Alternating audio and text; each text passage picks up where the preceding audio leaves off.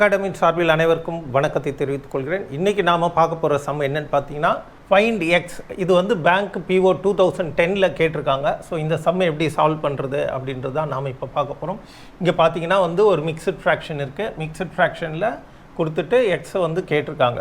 Okay, இந்த mixed ஃப்ராக்ஷனை நாம் எப்படி ஒரு இம்ப்ராப்பர் ஃப்ராக்ஷனாக கன்வெர்ட் பண்ணிவிட்டு அதுக்கப்புறம் இதை நாம் கண்டுபிடிக்கணும். இப்போது இந்த மிக்சட் ஃப்ராக்ஷனை ஒரு இம்ப்ராப்பர் ஃப்ராக்ஷனாக நாம் மாற்றி எழுதுவோம். இப்போ 7 எப்படி எழுதுறது? இந்த 7ஐயும் இந்த 4ஐயும் பெருக்கணும். ஃபஸ்ட்டு 7 4 28, 28 + 3.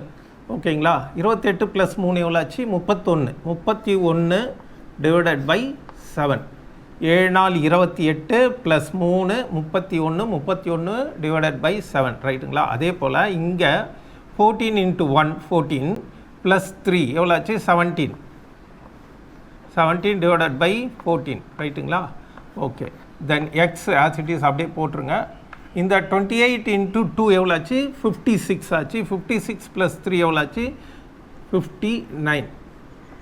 59 divided by 28. ஓகே, இப்போ ஒரு கலப்பு பின்னமாக இருந்ததெல்லாம் நாம் வந்து இப்போ தகா பின்னத்தில் மாற்றிருக்கோம். அதாவது மிக்சட் ஃப்ராக்ஷனில் இருந்ததை நாம் இப்போ இம்ப்ராப்பர் ஃப்ராக்ஷனில் கன்வெர்ட் பண்ணி எழுதியாச்சு. தென் இதுக்கப்புறம் பார்த்திங்கன்னா இதை நாம் எல்சிஎம் எடுத்து போடணும். இப்போ 7 இருக்குது இங்கே.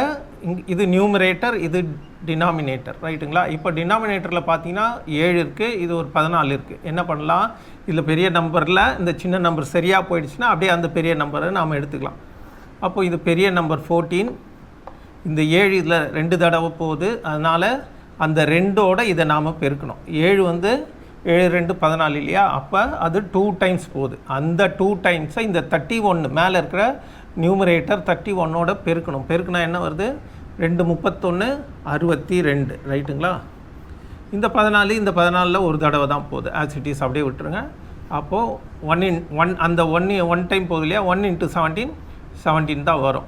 This is equal to x plus 59 divided by 28. 62லேருந்து 17 போயிடுச்சுன்னா மீதி 45. ரைட்டுங்களா? 45 divided by 14. 45 divided by 14. This is equal to x plus 59 by 28. Then எக்ஸை ஒரு பக்கம் வச்சுட்டு இதை இந்த பக்கம் கொண்டு வந்துடலாம். ரைட்டுங்களா? எக்ஸு ப்ளஸ்லேயே இருக்குது. ஆஸ் இட் இஸ் அப்படியே வச்சுருங்க. இப்போது this is x equal to 45 divided by 14. இந்த பக்கம் வந்துடுச்சுன்னா மைனஸ்க்கு வந்துடும். 59 டிவைடட் பை 28. ரைட்டுங்களா? எக்ஸ் ஆஸ் இட் இஸ் ப்ளஸ்லேயே அப்படியே வச்சுட்டேன். இந்த இது மட்டும் இந்த பக்கம் வந்துச்சு. அப்போ 45 டிவைடட் பை 14 இந்த பக்கம் ப்ளஸில் இருக்கிறதுனால இங்கே வந்த போது மைனஸ் ஆகிடுச்சு. தென் அகெயின் இதில் நாம் ஒரு எல்சிஎம் எடுக்கணும். எல்சிஎம் எடுக்கிறதுக்கு இது பார்த்திங்கன்னா அதே இங்கே எப்படி போட்டோமோ அதே போல் தான். இந்த 14 இங்கே 28க்குள்ளே சரியாக 2 டைம்ஸ் போகுது. அப்போ 28 பெரிய நம்பரை நாம் எடுத்துக்கலாம். பெரிய நம்பரை எடுத்தாச்சு. இந்த 14 2 டைம்ஸ் போகுது. தென் 2 × 45 வந்து 90 மைனஸ் இந்த 28 ஒரு தடவை போகுது. அப்போ 1 × 59 59.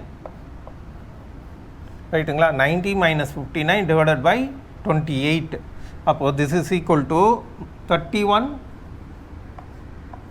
Divided by 28.